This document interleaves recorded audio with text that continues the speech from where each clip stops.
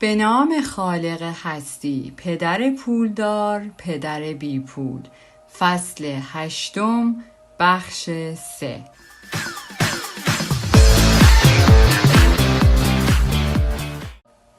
وی در 66 سالگی بیزینسش را از دست داد و برای ادامه زندگی فقط به چکی که از تامین اجتماعی می گرفت متکی شد. پولی که می گرفت کافی نبود، بنابراین وی دوره افتاد و خرید دستور پخت جوجه سوخاریش را به این و آن پیشنهاد کرد. وی 1009 بار جواب رد شنید تا بالاخره یک نفر پیدا شد و دستورش را از او خرید و وی درست در سنی که اکثر مردم دست از تلاش میکشند مولتی میلیونر شد. پدر پولدار در مورد هارلند ساندرز میگفت او مرد شجاع و استواری بود. بنابراین وقتی تردید دارید و مقداری میترسید همان کار را بکنید که کنل با جوجه کوچولی درونش کرد. وی آن را پخت. دلیل شماره 3، تنبلی. معمولاً افرادی که سرشان شلوغ است تنبلترین افراد هستند. همه ما در مورد بیزینسمن ها شنیده ایم که سخت برای پول درآوردن کار می کنند. آنها به سختی کار می کنند تا نیازهای خانواده را به خوبی برطرف کنند. آنها ساعتهای طولانی در دفترشان کار می کنند و آخر هفته ها هم کارشان را به خانه می آورند تا انجام بدهند. این افراد یک روز که به خانه می آیند با جای خالی اعضا روبرو می شوند. همسرشان به همراه فرزندانشان خانه را ترک کردند. آنها می دانستند که با همسر خودشان مشکلاتی داشتند، اما به جای اینکه بر روی تقویت روابطشان کار کنند ترجیح دادند تا خودشان را با کارشان مشغول کنند. آنها در حالی که ناامید و دلشکسته‌اند در کارشان هم پسرفت پیدا می‌کنند و کارشان را از دست می‌دهند. امروزه من با افرادی مواجه می‌شوم که سرشان شلوغ‌تر از آن است که به پولدار شدن فکر کنند. افرادی هم هستند که سرشان شلوغ‌تر از آنی است که به سلامتیشان بها بدهند. دلیل هم یکسان است. آنها سرشان شلوغ است و خودشان را مشغول می کنند تا از مواجه شدن با آنچه دوست ندارند اجتناب کنند. لازم هم نیست که کسی به آنها چیزی بگوید. آنها خودشان دلیل کارشان را به خوبی می دانند. در واقع اگر دلیل را یادشان بیندازی غالباً با ناراحتی و عصبانیت جوابتان را می دهند. اگر سر کارشان گرفتار نباشند سرشان گرم بچه هاست. اگر هم آن طور نباشد غالباً سرگرم تماشای تلویزیون، ماهیگیری، گلف بازی کردن یا خرید کردن هستند. با این وجود در اعماق وجودشان می‌دانند که دارن از یک چیزی اجتناب می‌کنند. تنبلی به بهانه اینکه سرم شلوغ است. پس دوای تنبلی چیست؟ پاسخ این است که یک کم طماع باشید. خیلی از ما با این تصویر بزرگ شده ایم که آزمندی و آرزومندی را چیزهای بدی بدانیم. مادر من عادت داشت که بگوید آدمهای طماع آدمهای بدی هستند. با این وجود همه ما در وجودمان شوق داشتن چیزهای بهتر، قشنگتر، جدیدتر یا مهیج‌تری را داریم. به همین دلیل والدین برای اینکه راهی برای کنترل حس آزمندی در کودکان پیدا کنند به روش‌های سرکوب گرانانه متوسل می‌شوند تا حس مزبور را با الغای گناه بودنش از بین ببرند. در همین رابطه یکی از جملات مورد علاقه مادرم این بود که تو فقط به فکر خودت هستی، مگر نمیدانی خواهر و برادر هم داری؟ یا مثلا جمله مورد علاقه پدرم این بود میخوای برات چی بخرم؟ فکر میکنی ما تو پول غلط میزنیم؟ فکر میکنی پول علف خرسه؟ تو که میدونی ما آدم های پولداری نیستیم. خود این کلمات به اندازه آن حس گناهی که وجود مرا فرا می گرفت چندان مهم نبودند. برعکس جملات بالا هم وجود داشت که احساس گناه را به شکلی دیگر منتقل می کرد. من از زندگیم مایه می گذارم تا این را برایت بخرم. اگر فلان چیز را دارم برایت می خرم. به خاطر این است که خودم در بچگی شانس داشتنش را نداشتم. من یک همسایه دارم که آس و پاس است، اما نمیتواند ماشینش را در گاراژ پارک کند، زیرا در گاراژ وی پر از اسباب بازی هایی است که برای بچه هایش خریده است. بچه های لوس و نونور، اما هر چه که اراده کنند وی برایشان میخرد. او میگوید نمیخواهم آنها عقده‌ای بار بیایند. در عوض برای دوران دانشگاه بچه ها و بازنشستگی خودش هیچ پولی کنار نگذاشته است. وی جدیداً در صندوق پستیش کارت اعتباری جدیدی پیدا کرد و بچه ها را برای تفریح به لاس وگاس برده است. او با فداکاری کامل گفت این کار را به خاطر بچه ها می کنم. پدر پولدار جمله من برای فلان چیز پول ندارم را ممنوع کرده بود. در خانه والدین خودم مدام این جمله را می شنیدم. به جای گفتن این، پدر پولدار از فرزندان می خواست که بگویند چطور می توانم هزینه خرید فلان چیز را در بیاورم. به نظر او جمله من پول برای خرید فلان چیز ندارم ذهن آدم را از کار می انداخت و آن وقت فرد دیگر نمی توانست فکری کند، در حالی که برعکس جمله چطور می تواند هزینه خرید فلان چیز را در بیاورم ذهن آدم را باز می کرد و وادارش می کرد دنبال پاسخ بگردد. اما مهمتر از دلایل بالا وی تصور می کرد جمله من پول برای خرید فلان چیز ندارم یک دروغ است که روح آدم حقیقت نداشتنش را می داند. وی می گفت روح آدم خیلی خیلی قدرتمند است و می داند که از عهده انجام هر کاری برمی آید. با داشتن ذهنی تنبل که می گوید من پول برای خرید فلان چیز ندارم، درون آدم ها نبردی به پا می شود، چون روح آدم از این جمله عصبانی می شود و ذهن تنبل در مقابل می خواهد از دروغ خودش دفاع کند. روح آدم داد میزند یالا پاشو بریم باشگاه ورزش کنیم، اما ذهن تنبل میگوید من خستم، امروز خیلی کارم سنگین بود، یا اینکه روح آدم میگوید من از بیپولی خستم، بیا برویم پولدار شویم. در جواب ذهن تنبل میگوید آدمهای پولدار حریصند، به علاوه کی حوصله این همه درد سر رو داره؟ این کار خطرناک است، شاید پولم را از دست بدهم. من دارم همانطوری که باید سخت کار میکنم، به هر حال کلی کارهای دیگر دارم که باید انجامشان بدهم. ببین امشب چقدر کار روی سرم ریخته، رئیسم خواسته که فردا تمامشان را تحویل بدهم. جمله من پول برای خرید فلان چیز ندارم هم با خودش ناراحتی به همراه می آورد. حس ناامیدی به همراه می آورد که در نهایت منجر به دلسردی و غالباً افسردگی فرد می شود. بی‌علاقگی هم مسئله دیگر است، اما در مقابل جمله چطور می توانم هزینه خرید فلان چیز را در بیاورم، درها را به روی چیزهای ممکن و شور و هیجان و رویاهای فرد باز می کند. به همین دلیل پدر پولدارم خودش را زیاد درگیر چیزهایی که می‌خواستی بخری نمی‌کرد، بلکه جمله چطور می‌توانم هزینه خرید فلان چیز را در بیاورم به نظرش باعث قوی‌تر شدن ذهن و پویاتر شدن روح می‌شود. بنابراین وی خیلی به ندرت به من و مایک چیزی می‌داد. به جایش می‌پرسید چطور می‌توانید هزینه خرید فلان چیز را در بیاورید. این سوال شامل هزینه دانشگاهمان هم می شد که خودمان پرداختش می کردیم. وی از ما می خواست که در مورد روش به دست آوردن چیزی که می خواستیم چیز یاد بگیریم، نه فقط خود هدف. مشکلی که امروزه به نظر من می رسد این است که میلیون ها نفر از اینکه خواستار داشتن چیزهایی بهتر در زندگیشان باشند احساس گناه می کنند که این هم حاصل تعلیماتی است که در دوران کودکی به آنها داده شده است. بیشتر افراد ناآگاهانه اینگونه شرطی شدند که بگویند نمی توانی فلان چیز را داشته باشی یا تو هیچ وقت پولی برای خرید فلان چیز نخواهی داشت.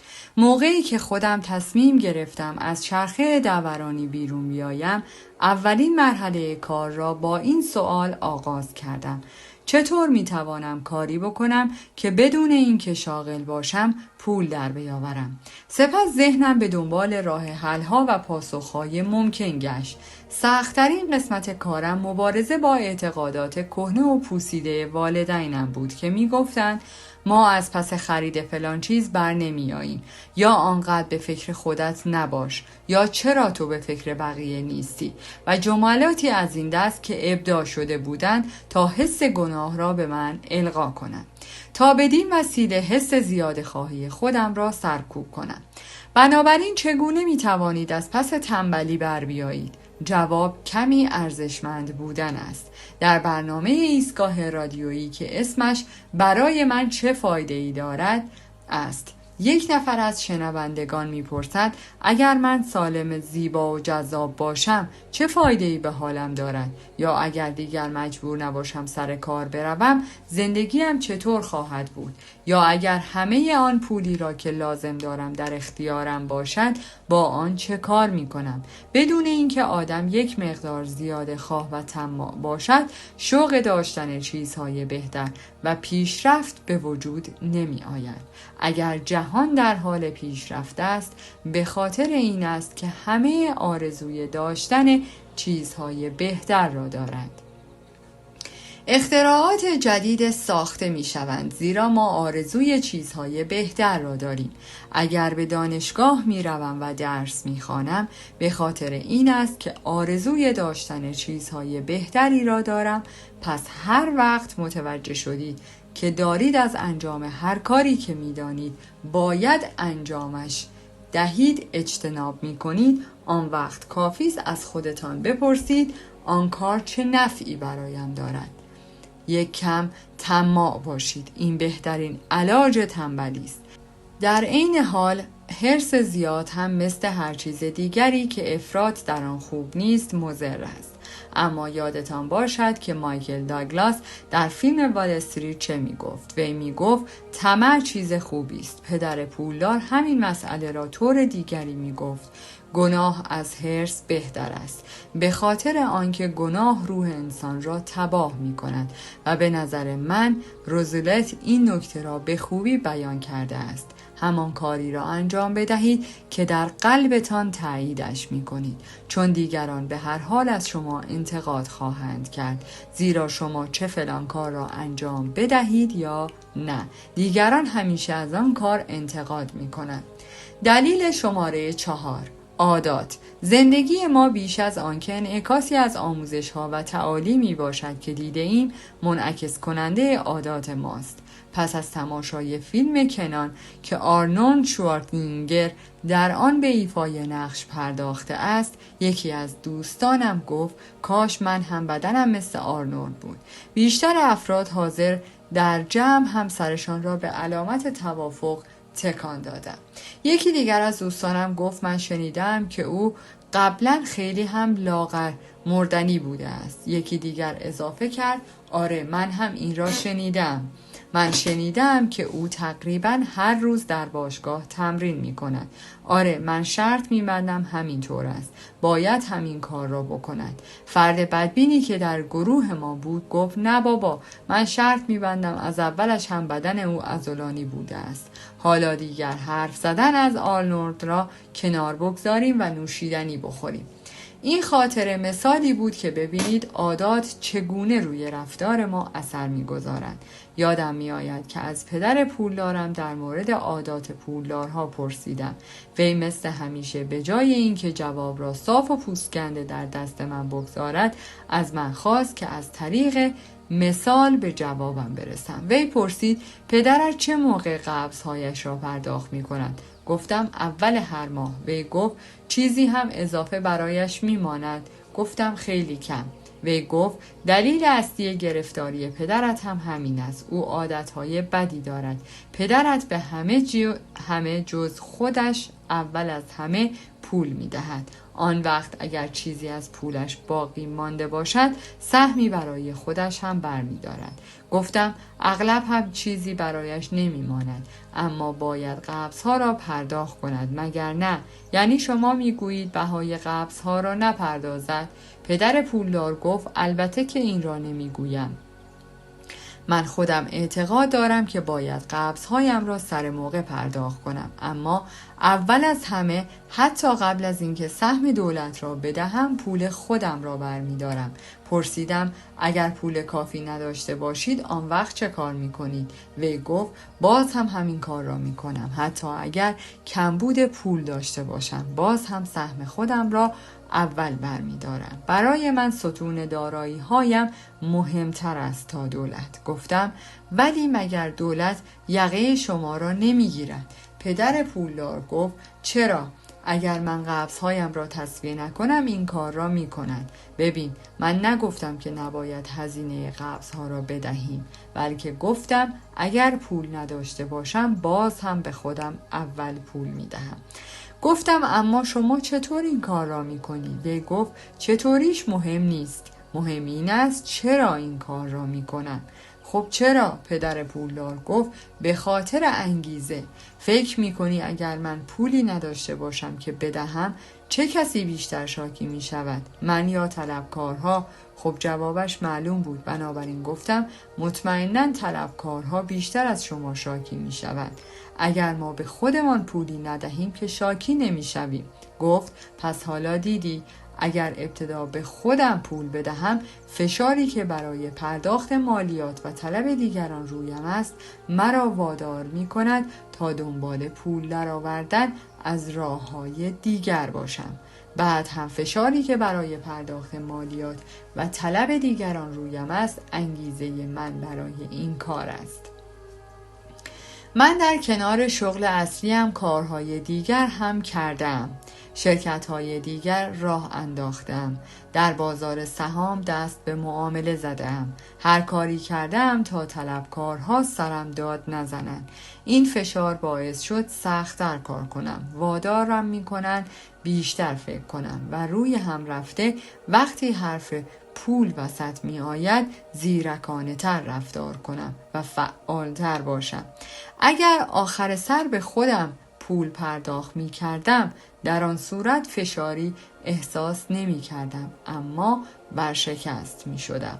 پرسیدم پس انگیزه شما از ترسی که از دولت دارید یا سایر اشخاصی که به آنها بدهکارید نشأت می گیرد؟ وی گفت آره درست گفتی. ببین ماموران جمع‌آوری قبوز دولتی آدم‌های گردن کلفتی هستند. یعنی تمام ماموران جمع‌آوری قبوز آدم‌های گردن کلفتی هستند. خیلی از افراد خودشان را تسلیم این افراد می‌کنند. آنها مدام به ماموران پول می‌دهند و هرگز به خودشان چیزی پرداخت نمی‌کنند. تو داستان آن آدم ضعیف بنیه 96 پوندی را می‌دانی که در موقع مبارزه رقبایش خاک به صورتش می‌پاشیدند. گفتم من همیشه همین آگهی مربوط به وزنه برداری و بدنسازی را در کتاب‌های کیمیک می‌بینم. گفت خب خیلی از افراد به گردن کلفت‌ها اجازه می‌دهند که به صورتشان خاک بپاشند. من تصمیم گرفتم از ترسی که از اینها داشتم برای قوی تر کردن خودم استفاده کنم. دیگران به دلیل ترس ضعیفتر می شوند. این که خودم را وادار کنم که به راه‌های جدیدتری برای کسب درآمد فکر کنم مانند رفتن به باشگاه بدنسازی است. هرچه بیشتر روی ماهیچه‌های پولسازی ذهنیم کار کنم آنها قوی تر می شوند. حالا دیگر از ماموران گردن کلفت نمی ترسم. از حرفهای پدر پولدار خوشم آمد و گفتم پس اگر اول سهم خودم را بپردازم از نظر مالی و جسمی و ذهنی قوی می شوم. وی به علامت تایید سرش را تکان داد. گفتم و اگر به خودم چیزی ندهم یا آخر از همه به خودم پول بدهم ضعیف می شوم. پس اگر رؤسا، مدیران، ماموران مالیات، ماموران جمع‌آوری قبوز و صاحب خانه ها افرادی هستند که تمام مدت سعی می کنند مرا عقب برانند، دلیلش این است که من عادتهای مالی بدی دارم. پدر پولدار سرش را به علامت تایید تکان داد و گفت درست مثل آن آدم ضعیف بنیه 96 پوندی. دلیل شماره 5 تکبر. تکبر ترکیبی از خودپرستی و جهالت است. پدر پولدار می گفت چیزهایی که من می دانم باعث می شوند پول در بیاورم، چیزهایی هم که نمی دانم باعث می شوند ضرر کنم. من هر موقع به دانسته هایم مغرور شده ام پولم را از دست دادم، چون وقتی احساس تکبر کرده ام واقعا باور داشتم که آنچه نمی دانم مهم نیست. من متوجه شدم که بسیاری از افراد از تکبر به عنوان سرپوشی برای پنهان کردن جهالتشان استفاده می کنند. معمولاً وقتی دارم در مورد صورت حسابهای مالی با حسابدارها و یا حتی سایر سرمایه گذارها حرف می زنم این اتفاق می افتد. افراد سعی می کنند در مدت گفتگو با مبالغه و گزافگویی در مورد روش سرمایه گذاری خودشان حرف بزنند. این جور مواقع برای من واضح است که طرف خودش هم نمی‌داند راجع به چه چیزی دارد حرف می‌زند. نه اینکه آنها دروغ بگویند، بلکه حقیقت را نمی‌گوید. در دنیای پول و سرمایه گذاری افراد زیادی هستند که از موضوع مورد بحثشان چیزی را نمی‌دانند. خیلی ها که در آن صنعت حضور دارند مثل فروشنده های ماشین های دست دوم سعی در بازار گرمی دارند. اگر خودتان می‌دانید که از فلان موضوع بی اطلاع هستید، دنبال یک متخصص و در آن زمینه بگردید یا کتابی پیدا کنید که در مورد آن نوشته شده باشد تا بدین وسیله از آن سر در بیاورید. در پایان از شما دوستان عزیزم می‌خواهم برای حمایت بیشتر ما کانال ما را به دوستان خود معرفی کنید. برای انرژی بیشتر ما رو لایک کنید و برای ادامه پرقدرت‌تر سابسکرایب. تا درودی دیگر، درود و 200 بدرود.